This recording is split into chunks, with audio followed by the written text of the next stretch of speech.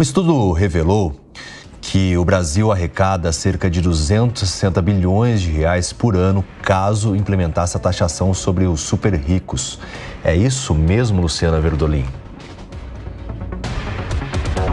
Isso mesmo, Davi. Isso é um estudo britânico divulgado essa semana que mostra aí a necessidade, inclusive, da taxação dos super ricos que está sendo defendida pelo Brasil nos organismos internacionais e é uma das metas da reunião do G20 no fim do ano no Rio de Janeiro. O Brasil está buscando o apoio da comunidade internacional para implementar essa taxação. Só para a gente ter uma ideia, 260 bilhões de reais representam 47 bilhões e meio de dólares. Cerca de 1,7% a 13,5% de taxação sobre os super ricos. Se essa cobrança for uma cobrança global, for uma cobrança mundial, segundo o estudo, a arrecadação pode chegar a 2 trilhões de dólares, o dobro da quantia necessária para o financiamento climático em países em desenvolvimento. Ainda segundo o estudo, 0,5% dos mais ricos no mundo detém 25,7% da riqueza global, enquanto metade dos mais pobres tem apenas 3% da riqueza. Se o imposto fosse aplicado para todo mundo, segundo esse estudo britânico, seria uma forma de melhorar a arrecadação e, inclusive, o orçamento de vários países. Só para vocês terem uma ideia, hoje o brasileiro paga algo em torno de 26,5% de carga tributária. Com a reforma que foi aprovada pelo Congresso Nacional, mesmo com a promessa de que a reforma seria neutra, não haveria aumento de impostos, essa tributação deve subir para algo em torno de 28%. Luciana Verdolim, direto de Brasília, trazendo as informações sobre a possível taxação dos super ricos. Muito obrigado pela sua presença aqui no Jornal da Manhã. Daqui a pouquinho a gente volta a conversar. Com a reforma tributária, o governo confirmou que nós poderemos chegar a um imposto, a um IVA de quase 28% sobre o consumo. Para falar mais sobre isso, nós convidamos Eduardo Fleury, doutor em ciência da tributação pela Universidade da Flórida, a quem agradeço muito a participação nesta manhã de sábado. Bem-vindo, Eduardo. Bom dia. Muito obrigado pelo convite. Bom dia a vocês, bom dia a todos os ouvintes. Nós estamos com uma reforma tributária, com uma regulamentação ainda em tramitação. Esse levantamento que eu trouxe agora há pouco, que mostra que a gente pode chegar a um IVA de 28%, uma alíquota padrão de 28%, foi feito pelo Ministério da Fazenda, diante das mudanças que foram aprovadas na Câmara dos Deputados. Principalmente, há vários fatores, mas principalmente a inclusão da carne na cesta básica, que vai ter alíquota zerada para todos os produtos que a compõem. E aí, nessa semana, Eduardo, uma entrevista do senador Eduardo Braga, que é o relator da reforma tributária, dessa regulamentação lá no Senado, disse que praticamente é uma decisão política irreversível a inclusão da carne na cesta básica. Se isso realmente for confirmado, se essas mudanças foram confirmadas ou forem confirmadas no Senado, a gente realmente caminha para ter o maior IVA do mundo, é isso? Bom, é importante a gente esclarecer um pouco como é que a gente está hoje, né? A reforma tributária, sempre lembrando, ela foi feita com o princípio de neutralidade de arrecadação. Isso significa que o total arrecadado, a ideia é que o total mantenha-se o mesmo. O que nós estamos discutindo aqui é a distribuição dessa arrecadação. Então, por exemplo, se você diminui o imposto para carne, você tem que cobrar na que a gente chama, tem que aumentar aquela alíquota padrão. Então, quer dizer, a hora que você soma o total da sociedade, eles vão recolher a mesma coisa. Então, quer dizer, a gente já tem uma tributação de consumo que é muito alta. Então, quer dizer, não está criando mais imposto, está apenas se redistribuindo.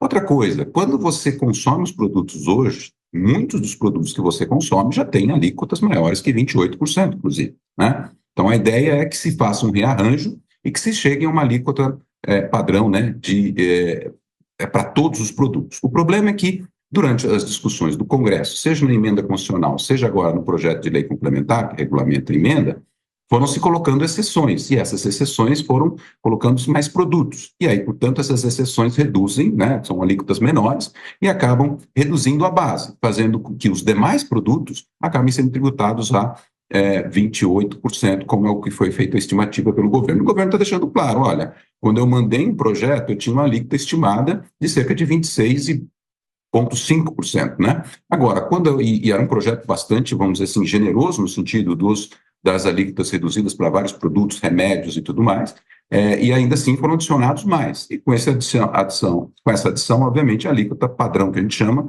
acabou subindo. Então, você está redistribuindo essa carga, né? Agora, acho que a gente precisa entender quem consome cada um desses produtos, né? Esse que é o ponto, já que o total da sociedade vai pagar a mesma coisa, mas quem está pagando mais e quem está pagando menos? Mas, Eduardo, em relação também a essa questão da alíquota, eu gostaria que você explicasse até mesmo, porque a alíquota diferenciada era calculada com o percentual da alíquota padrão, mas aí não sobe também, no caso do específico? Não acaba subindo tudo? Os regimes diferenciados específicos, principalmente os diferenciados, que a gente chama, está correto, eles vão subir um pouco, né, mas ainda não o suficiente para compensar, vamos falar assim, né? Então, de fato, a alíquota padrão acaba subindo. Mas o problema é quando a gente vê esse aumento vamos dizer, de alíquota, a gente vê que a cesta básica foi responsável por mais da metade desse aumento de alíquota, né? Depois disso, você ainda tem o regime do sistema imobiliário, que também teve um benefício muito grande, e aí colaborou com esse aumento de alíquota, né? Até mesmo os medicamentos, que já era uma lista grande, aumentou, mas ele colaborou um pouco com isso, né? Então, quer dizer, quando você tem embora você tenha esse aumento de alíquota, você vai ter esse aumento da alíquota reduzida, vamos falar assim, mas ainda assim não é o suficiente para compensar. Então, eles já fazem essas contas quando eles estão projetando esse aumento de alíquota. Mas, repito, o que é importante a gente entender vou dar um exemplo, né? Falando de carnes, tá? Carnes em geral. Quando você vai numa pesquisa chamada Pesquisa de Orçamento Familiar, feita entre 2017 e 2018, a última que foi feita pelo IBGE, em que eles fazem a pesquisa de ver o consumo das famílias, você verifica que as famílias da faixa mais baixa de renda consomem cerca de R$60 em carne. E as famílias, na média, né, das classes mais altas, consomem cerca de R$200. Estou falando de preços de 2018, tá? Obviamente, esses valores aumentaram. Então, quando você dá um incentivo, uma alíquota zero, tá certo, para a carne, você está dando muito mais dinheiro, você está deixando de arrecadar muito mais dos mais ricos do que dos mais pobres. Então, veja, na verdade, você está distribuindo mais renda para as faixas mais altas do que você está distribuindo para as faixas mais baixas. O óbvio que deve, nessa situação, é adotar a política que a gente chama do cashback. O cashback vai permitir você devolver o dinheiro do imposto que foi pago na carne pelas classes mais baixas, tá certo? E cobrar imposto das classes mais altas. Afinal de contas, se a gente tem uma carga tributária para ser arrecadada, e a gente não está discutindo, sei lá, qual é o valor dela, mas o que ela está hoje, né? A gente tem que arrecadar. E é melhor você arrecadar mais das pessoas que têm mais dinheiro do que as pessoas que têm menos dinheiro. Então, essa a proposta que resolveria tudo isso seria o cashback, tá certo? Que resolveria para as classes mais baixas. Eduardo, parece tão óbvio isso, tanto é que foi a ideia da própria equipe econômica nesse projeto de regulamentação, primeiro projeto de regulamentação da reforma tributária. Mas aí tem dois fatores, dois componentes que acabam preponderando, que é o lobby da indústria e também a questão política. A gente está em ano eleitoral e isso soa bem para o eleitorado, né? Zerar a alíquota da carne na cesta básica. Então, no fim das contas, o que pesa mais na discussão acaba sendo fatores que não estão diretamente ligados à pauta que está em discussão. Você vê espaço para que haja algum tipo de reversão no Senado dessa ideia? Eu dei o tom do que disse o relator da proposta. Para ele é uma questão pacificada, politicamente não há como reverter. Você tem esperança de que haja alguma mudança em relação a essa alíquota geral?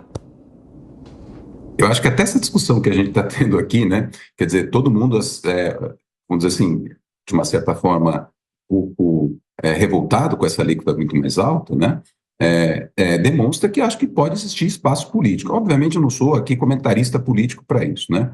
Mas, assim, o que a gente tem um pouco de experiência são na história tributária, né, de casos em que a gente vê o aumento de impostos, né, como esse de 28% que pode atingir as pessoas, né, e que pode chamar atenção e acabar derrubando uma medida como essa. Eu sei, provavelmente é muito difícil fazer isso, mas não acho impossível. A gente tem que lembrar um outro ponto importante. Vocês sabem que nessa pesquisa de orçamento familiar, que são 7 faixas de renda, né, distribuídas igualmente, na faixa mais baixa de renda, apenas 23% do consumo da faixa mais baixa de renda é com alimentação. Eles consomem muito, por exemplo, telefonia, celular é uma coisa fundamental para a vida e para o trabalho das pessoas de classe mais baixa.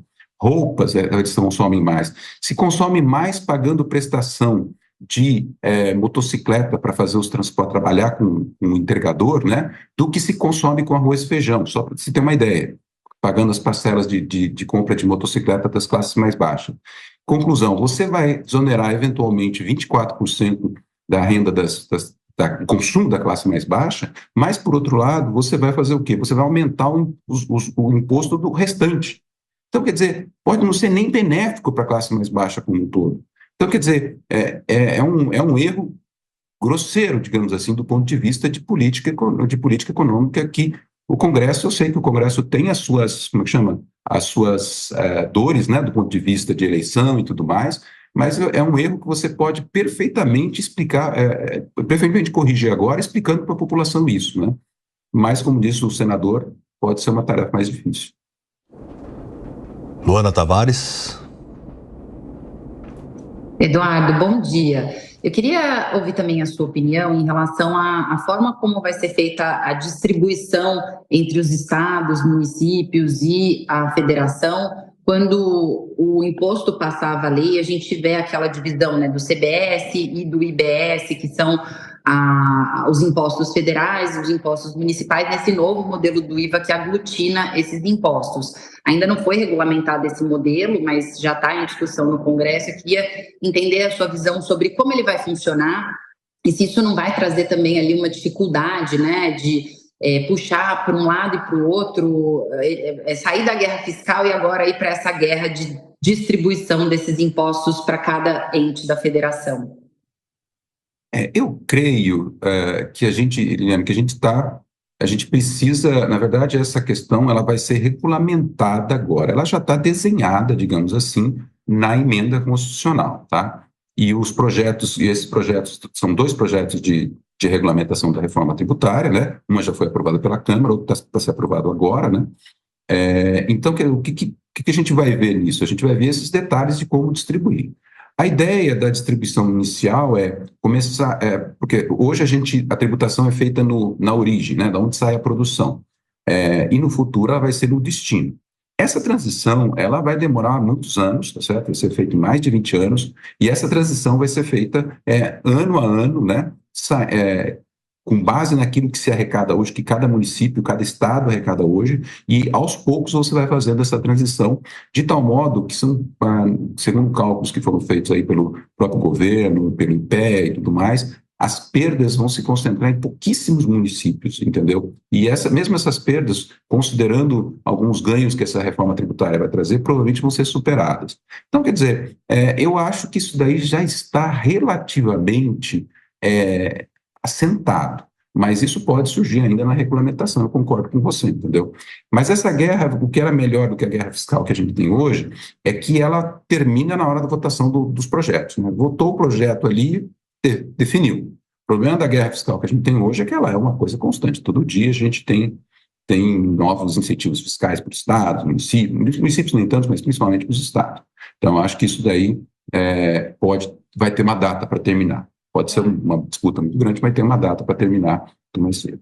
E um ponto importante, só lembrando, o cashback ele tem um efeito, voltando um pouquinho no assunto, né, distributivo. Eu vi a reportagem que vocês fizeram sobre o imposto sobre os ricos, né, achei muito interessante isso, mas às vezes um efeito de um cashback pode ter um efeito distributivo, às vezes melhor do que tributação dos super ricos, tá? Eu acho que uma coisa é bom mencionar isso daí.